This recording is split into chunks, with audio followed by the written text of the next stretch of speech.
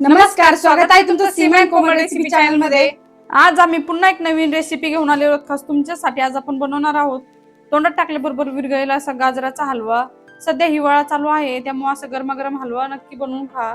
त्यामुळे video skip न करता बघा। चला तर त्यासाठी लागणारं साहित्य बघूया। गाजराचा हलवा बनवण्यासाठी लागणारं साहित्य, इथे मी 2 किलो गाजराचा किस घेतलेला आहे।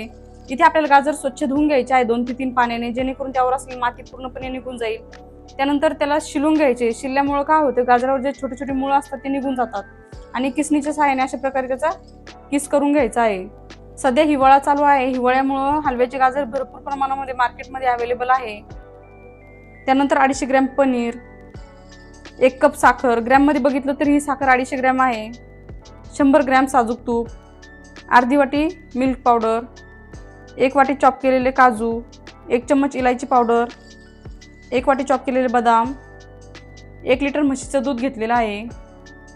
गाजराचा हलवा बनवण्यासाठी प्रथम आपण तुपामध्ये गाजर परतून घेणार आहोत। त्यासाठी गॅसवर मोठी कढाई ठेवली। आता यामध्ये आपण तूप ऍड करून घेऊया। इथे अर्ध तूप ऍड करणार आहे मी।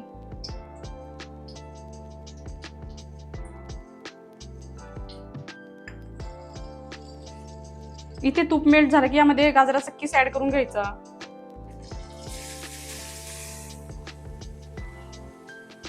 शक्यतो मोठी कढाई घ्यायची। आपल्या इथे 2 किलोचं गाजराचा किस असल्यामुळे आपल्याला मोठ्या कढाईमध्ये परतून घ्यावा लागेल किस। छोट्या कढाईमध्ये व्यवस्थित परतले जाणार नाही। आता इथे गॅसची फ्लेम मिडियम ठेवलेली आहे। आता आपण गाजराचा किस छान परतून घेणार आहोत। त्यासाठी गाजराचा किस सतत हलवून घ्यायचा आहे, म्हणजे एकसारखं गाजराचा किस छान परतला जाईल। इथे जोपर्यंत गाजराचा किस सॉफ्ट होत नाही तोपर्यंत आपल्याला गाजराचा किस छान परतून घ्यायचा आहे।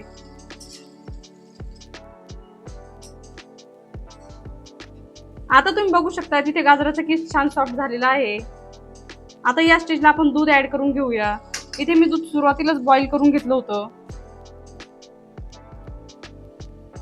इथे आपल्याला अर्ध दूध ऍड करायचं आहे। 1 कप दूध आपण साईडला ठेवणार आहोत।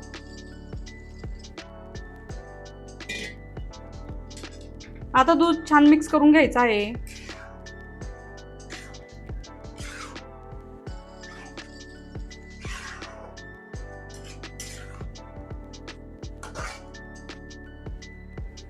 आता आपण नेक्स्ट प्रोसेस कडे वळूया।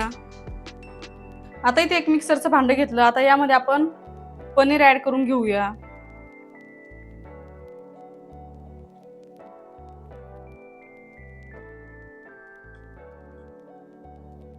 त्यानंतर मिल्क पावडर ऍड करून घ्यायचं। आता आपण जे 1 कप दूध साईडला ठेवलं होतं ते दूध यामध्ये ऍड करून घ्यायचं।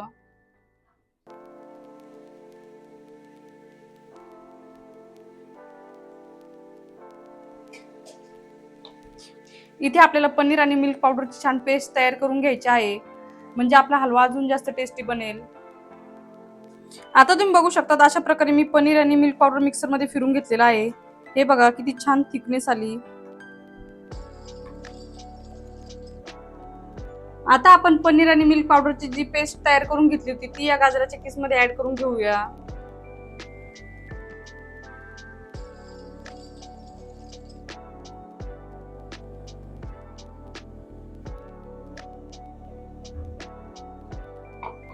तुमच्याकडे जर पनीर आणि मिल्क पावडर नसेल तर तुम्ही हलवा फक्त दुधापासून पण बनवू शकतात।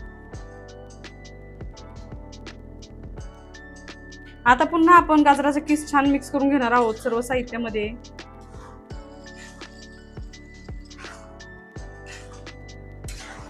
पनीर आणि मिल्क पावडर ऍड केल्यामुळे हलव्याची टेस्ट तर वाढते, शिवाय दुधाला घट्टपणा पण येतो। आपण जेव्हा गाजरचा हलवा खातो ना तेव्हा तोंडात टाकल्याबरोबर विरघळेल असा आपला हलवा तयार होतो। आता या स्टेजला आपण साखर ऍड करून घेऊया। साखरेचं प्रमाण तुम्ही तुमच्या आवडीनुसार कमी जास्त करू शकता।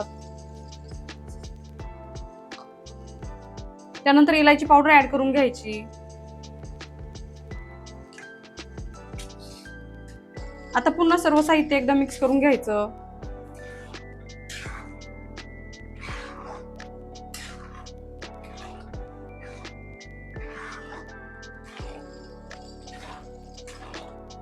आता आपण दूध आटेपर्यंत हलवा शिजवणार आहोत।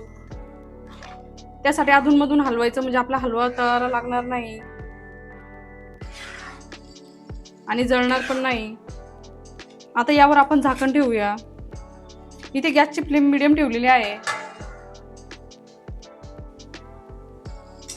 आता तुम्ही बघू शकता हलव्यामध्ये जे दूध होतं ते पूर्णपणे आटलं आणि हलव्याचा कलर पण बघू शकता किती छान नॅचरल कलर आलेला आहे. इथे आपण कुठलाही आर्टिफिशियल कलर यूज केलेला नाही हलव्याला कलर येण्यासाठी. आता या स्टेजला आपण ड्रायफ्रुट्स ऍड करून घेऊया. त्यासाठी सर्वात आधी चॉप केलेले बदाम ऍड करून घ्यायचे. त्यानंतर चॉप केलेले काजू ऍड करून घेऊया आणि राहिलेलं सर्व साजूक तूप ऍड करून घ्यायचं.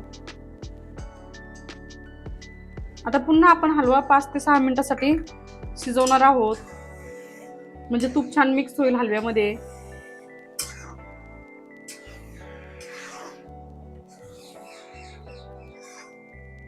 इथे आपला हलवा ऑलमोस्ट तयार झालेलाच आहे.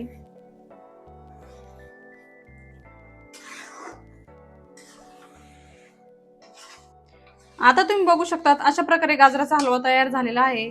हे बघा किती छान सुटसुटीत गाजराचा हलवा तयार झाला. तुम्हाला आजची रेसिपी कशी वाटली आम्हाला कमेंटमध्ये नक्की कळवा आणि अशा सिंपल आणि सोप्या रेसिपीसाठी Seema and Komal recipe channel subscribe करायला विसरू नका.